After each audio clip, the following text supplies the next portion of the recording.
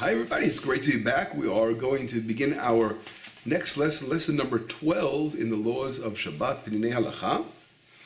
And once in a while, a reminder, we're going through a book by Rabbi Eliezer Melamed, as I mentioned before, from the area where I live in Samaria. He's written a book on a very modern, easy reading book on the laws of Shabbat and other laws as well.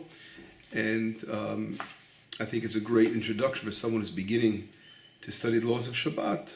And someone who wants to quickly know what to do. It's an important thing to go through this work, and therefore we chose that.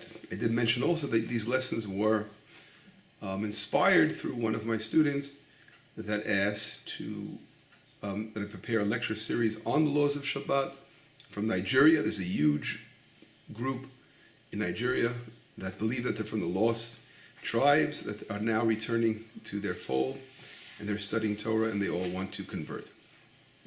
So anyway, that's the introduction, how we're doing this book again, the Peninei Halacha.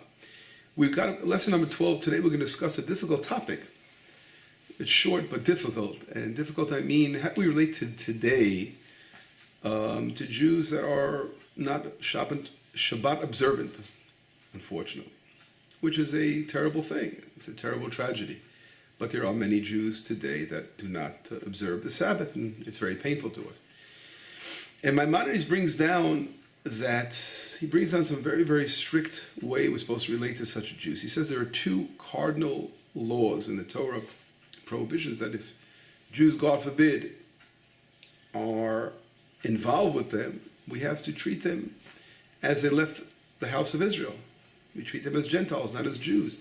And Maimonides says that this is Shabbat and idol worship. In other words, if God forbid a Jew is an idol worshiper or a Jew is not a Shabbat observant, not being a Shabbat observant, I should also stress, in public. In other words, if he breaks the Sabbath in private, it's different than breaking in public. Not that it's any less bad in the eyes of God, and he's transgressing, of course, the Sabbath, but in public it's showing sort of a brazen rebellion against God. So it's much more serious when it's done in public. Someone's just driving around the car, for example, on the Sabbath, or smoking a cigarette on the Sabbath, or all these kind of things, which would be transgressing in front of everybody the Sabbath, which would be, again, a much more serious level as far as how we relate to that person. So again, Maimonides is saying we treat him, again, as a Jew who's worshipped idols, so God forbid has transgressed the Sabbath in public, like someone who left the house of Israel.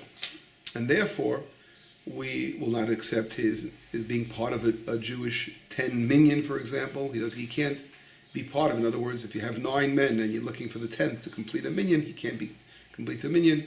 We can't drink from his wine. If it was the times of the temple, we would not be able to accept the sacrifice.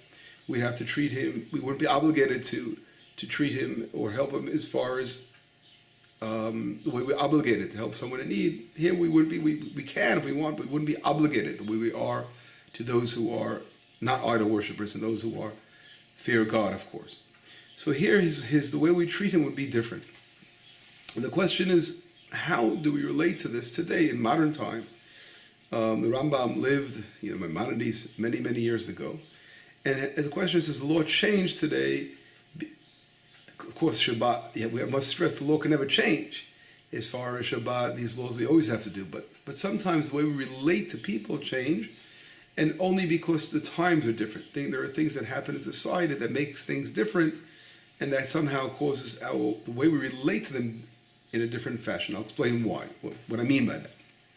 There are certain, in the 1900s, there were certain rabbis, like Rav David Hoffman, for example, who, great tremendous Torah giant, and he wrote in one of his responsa relating to this question about how do we relate to Jews that are not Sabbath observant?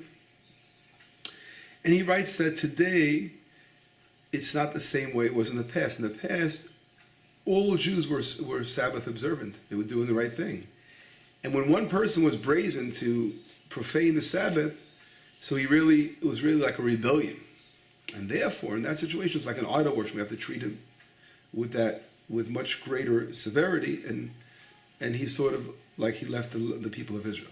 But today, since people are brought up, unfortunately, in the new generation, there's so much people transgressing the Sabbath because they're not aware. It comes from a lack of awareness.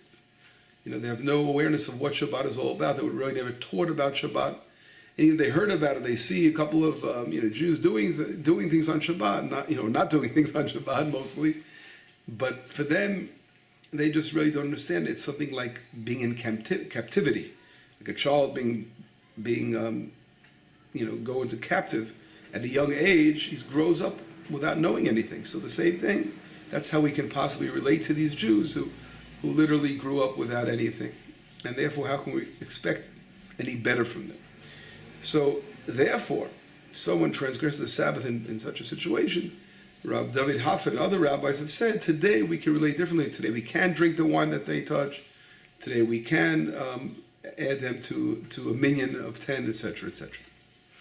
So, but in reality, there are still rabbis that to this very day are holding on to the Maimonides' opinion direction, and they say most people know what Shabbat is all about. They see it around, it's around them. They know, and therefore we still have to be very, very careful when Jews today, if they're not Shabbat observant, touch our wine or adding them to a form of 10 men, etc.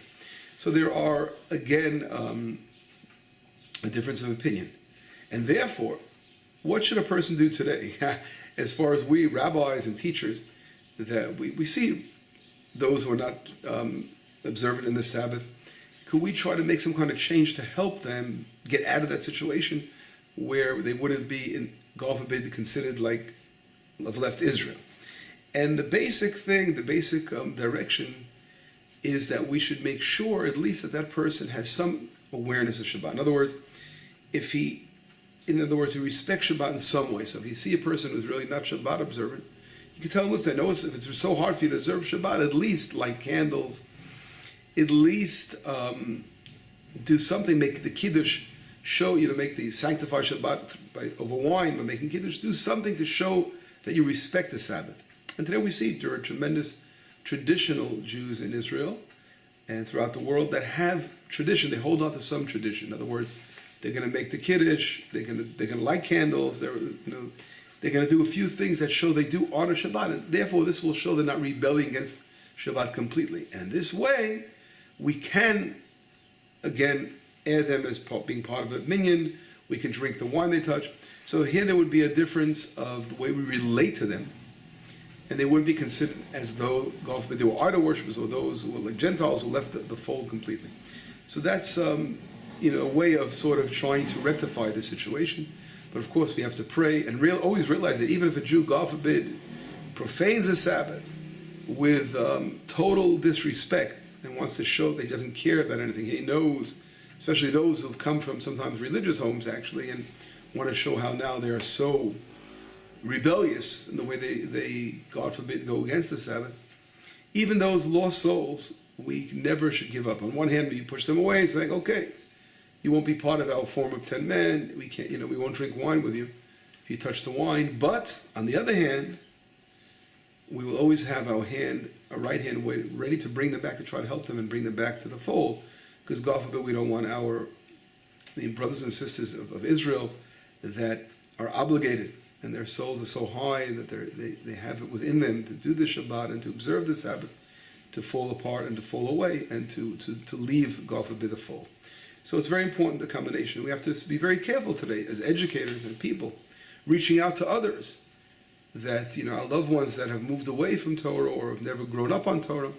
It's so important to show and stress the beauty of Shabbat and try to show the light of Shabbat and how special it is.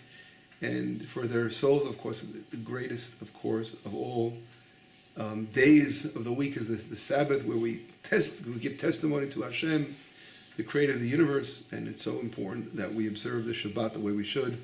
And we shall pray that God willing, all of Israel will again be Shabbat observant the way they should be. Anyway, this was our 12th lesson, and we will get down in a moment to our 13th lesson on the laws of Shabbat. Bye-bye.